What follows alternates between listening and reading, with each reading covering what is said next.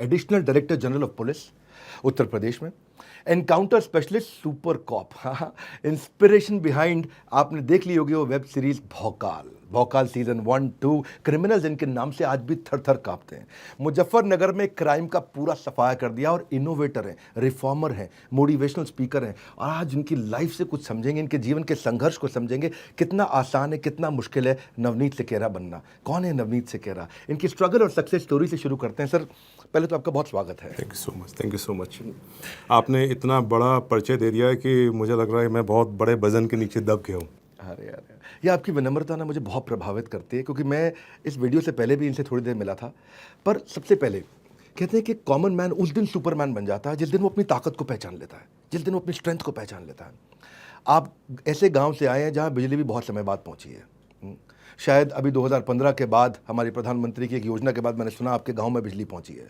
इतना स्ट्रगल आपने किया आपके गांव में, क्या कभी आपने सोचा था कि आप एक ऐसे सुपर कॉप बन जाएंगे? आपको अपनी स्ट्रेंथ का कब पता लगा? विवेक जी, ऑनेस्टली बताऊँ, जहाँ पे हम लोग जहाँ से आते हैं वहाँ पे बड़े ड्रीम्स देखे नहीं जाते।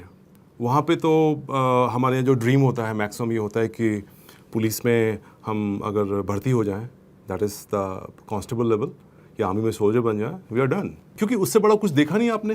Until unless there is some inspiration, आप कुछ देखो, आप ड्रीम कहाँ से बनाओगे?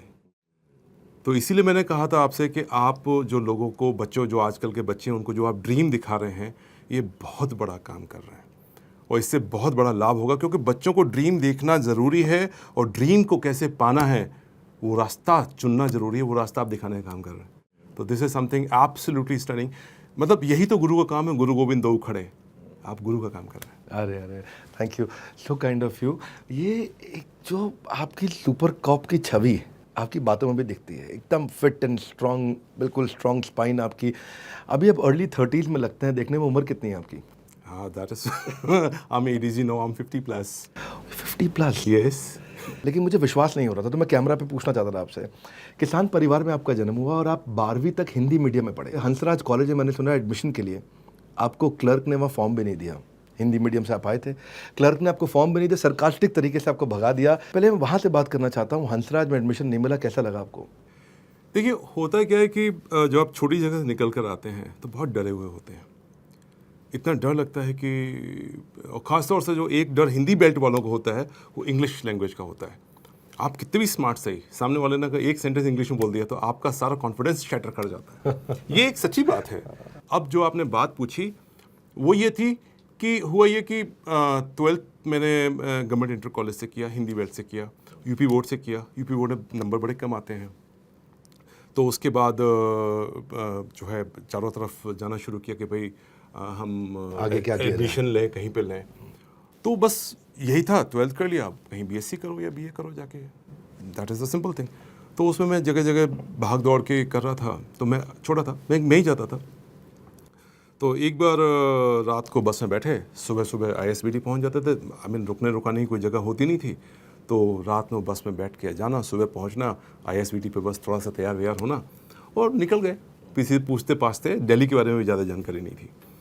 तो वहाँ पे 2-3 कॉलेजेस से मैंने फॉर्म लिए, मिल गए। एक इंसिडेंट थी जिसने वाकई अंदर तक हिला दिया, और वो हुआ ये कि एक कॉलेज में मैं पहुँचा तो मैंने कहा एडमिशन फॉर्म्स यहीं मिल रहे हैं। तो उसने मेरे को देखते ही बोला, कहाँ से आए हो? यूपी से, बिहार से? तो मैंने कहा यूपी से। तो वो मतलब बजाय कुछ बात बोलने के, ही केम आउट, तो कंधे पर हाथ रखे, बोला कि देखो ऐसा है, ये दिल्ली है, यहाँ पे अपने बाप का पैसा बर्बाद मत करो।